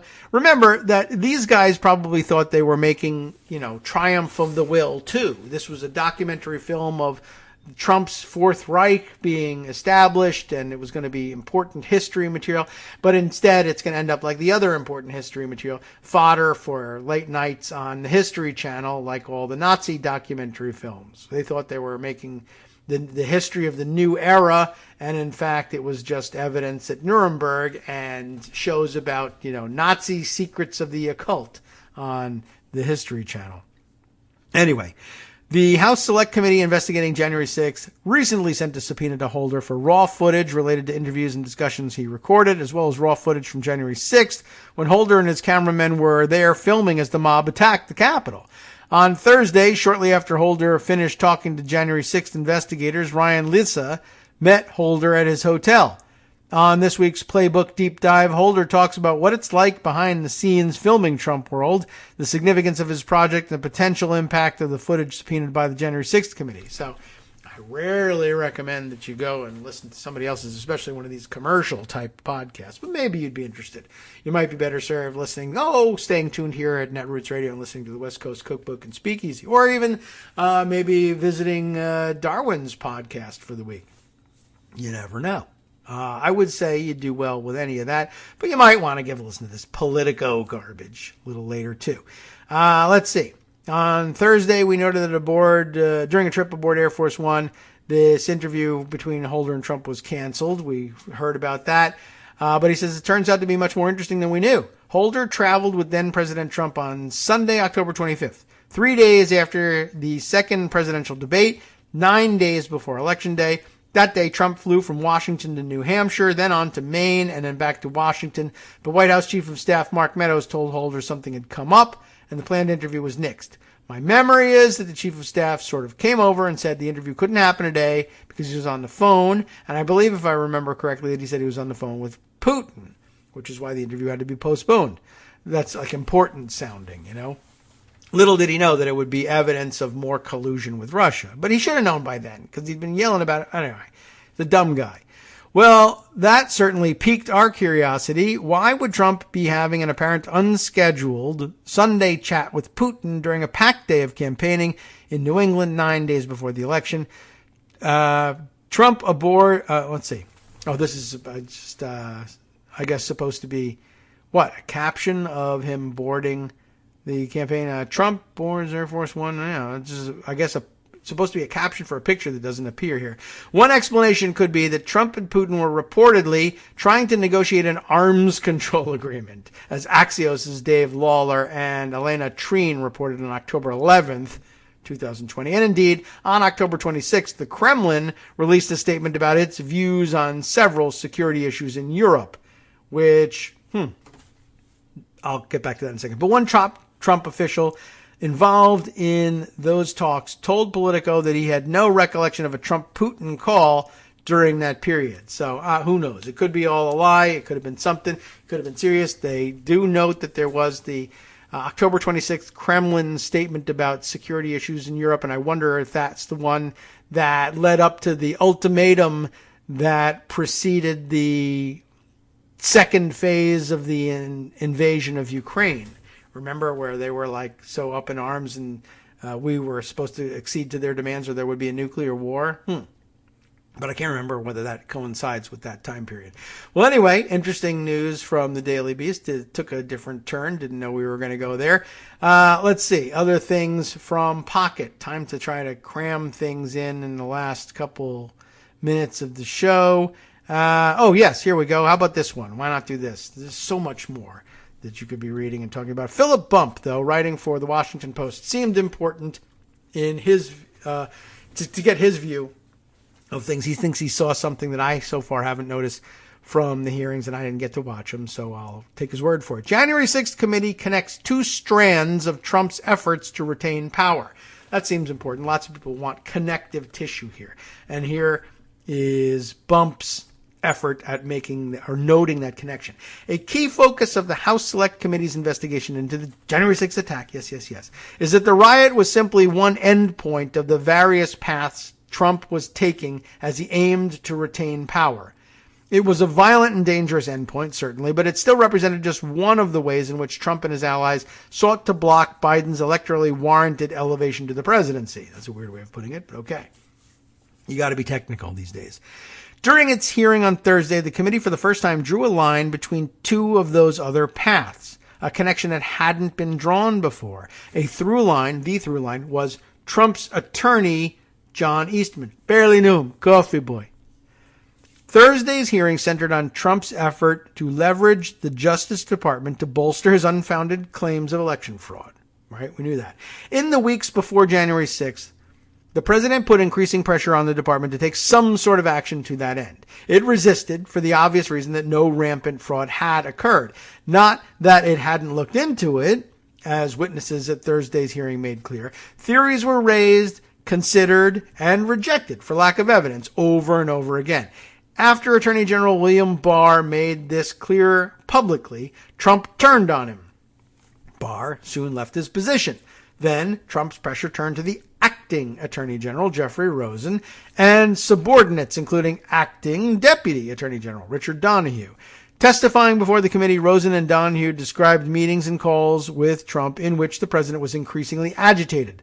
They rebutted his assertions about fraud, prompting Trump to make a remarkable demand: just say the election was corrupt and leave the rest of it to me and the Republican congressman, as Donoghue's contemporaneous notes put it. As this was going on, a Justice Department official named Jeffrey Clark came to Trump's attention. Clark who was introduced to Trump by the president's ally, Representative Scott Perry of Pennsylvania, had begun agitating for the department to take steps that would meet Trump's demand and publicly suggest that the election results were suspect. A plan formed: oust Rosen and replaced him with Clark. One of the first things Clark planned to do was, of course, send that letter that he had drafted to officials in Georgia. The Department of Justice is investigating various irregularities in the 2020 election for President of the United States. It began, which was not really true. Both Barr and Rosen had rejected the idea that there was anything substantially suspect about the election, but even after Clark had conducted his own investigations, it didn't turn up anything. Donoghue said Clark still wanted to press forward with this letter. The culmination of the effort arrived on January 3rd, 2021, 3 days before the riot. In a remarkable meeting at the Oval Office, Trump was presented with the idea of replacing Rosen with Clark. Rosen, Donoghue, and Trump's own attorneys fervently objected, pledging that numerous high-ranking officials in the department would resign. The plan ended. All of this was occurring as the president and his allies were following another path, one led by Trump's attorney, Eastman. He was pushing a plan that would have, of course, the state legislatures sign off on alternate unofficial slates of electors that had been cobbled together on December 14th. The plan was loosely formed and evolving as needed to avoid roadblocks, but the idea was that the legislatures in states won by Biden might pass resolutions setting aside the electors who had voted for Biden in favor of ones supporting Trump. This plan only collapsed in the hours after the Capitol riot, when the properly submitted electors from each state were approved. Well, it collapsed a lot earlier when the state said no. The legislature said, we're not going to send you the thing that you want in order to turn these fake electors into purportedly real ones. As it turns out, though, there was apparently a link between Clark's letter and Eastman's plot. That's the interesting thread here. Shortly before the committee went into a brief recess on Thursday, Vice Chair Liz Cheney revealed that connection. The committee has also learned that Mr. Clark was working with another attorney at the department named Ken Klukowski, who drafted, it's a clown-like name, but there it is, Ken Klukowski, who drafted this letter to Georgia with Mr. Clark. So, it wasn't Clark writing it alone. Klukowski, she said, had started work at the department on December 15th, just over a month before Trump's administration would end. So really no point in bringing in new people at that point, but this one came here, and the first job they took up was drafting this letter to Georgia that Clark wanted to use to upend the election. There, Klukowski was assigned to work under Clark. But Mr. Klukowski also worked with John Eastman, Cheney said, describing the attorney as, quote, one of the primary architects of President Trump's scheme to overturn the election. And I don't know whether that's describing Eastman or Klukowski. Cheney pointed to elements of the letter to Georgia that echoed Eastman's plan for state legislators. To wit, the department recommends that the Georgia General Assembly should convene in a special session so that its legislators are in a position to take additional testimony, receive new evidence, and deliberate on the matter consistent with its duties under the Constitution. Time is of the essence, as the U.S. Constitution tasks Congress with convening in joint session to count the electoral vote certificates on January 6th, with the Vice President presiding over the session, as you know. The letter continued, pointing to the alternate sets of electors in Georgia and several other states, quote unquote. It made three recommendations. Evaluate the purported and unfounded irregularities, determine if those might change the election results, and then take whatever action is necessary to ensure that one of the slates of electors cast on December 14th will be accepted by Congress on January 6th. That is, to potentially sign off on the Trump slate. Cheney also presented the mail email sent after Klukowski had joined the Justice Department by Trump ally Ken Cuccinelli, at the time acting Deputy Secretary of Homeland Security. And it suggested that Eastman and Klukowski brief Pence on the plan to upend the election results. In the message, there's even a reference to the sensitivity of including Klukowski, given his new position in the department.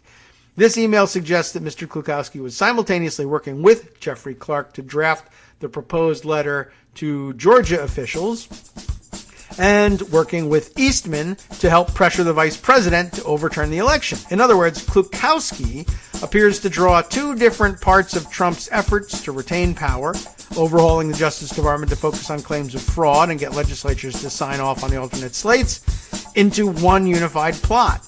It wasn't just Clark hoping to publicly elevate the idea that something sketchy happened in Georgia. It may instead have been that Clark's letter was an attempt to use the Justice Department to force Georgia's legislature into enacting Eastman's scheme. I mean, yes, duh, that's actually quite obvious now that I think about it, but it is interesting that it's connected in this one person. I think I would hold that up next to the sudden importation of a brand new chief of staff for Ron Johnson on January 6th as, maybe not related, but equally weird in that on December 15th, when you shouldn't be putting anybody new at the Justice Department because you're on your way out the door, you put this one guy in. Now, you put him under Jeffrey Clark, who, remember, is the environmental guy at that point, and maybe, I think, acting head of the civil division. And you say this new guy that you have is going to be reporting to you, but he's going to be working on potentially criminal activity being discovered in the election, which really should have nothing whatsoever to do with Jeffrey Clark's jurisdiction. Why is Klukowski assigned to Clark if he's going to work on things that aren't under Clark's jurisdiction? Big question mark. FromNetArtsRadio.com. You have been listening to Kagro in the Morning with David Waldman. Right. And of course, you know the reason why. The conclusion, the only obvious conclusion here is that he was sent there to do the criming, which is kind of damning, and they should probably be talking about it. Maybe in the next hearing. Maybe in the next show, which is, of course, the West Coast Cookbook and Speakeasy with Justice Putnam, and comes up next. It's Blue Moon Spirits Friday. Lots coming from around the country and around the world. Stay tuned and hear it all.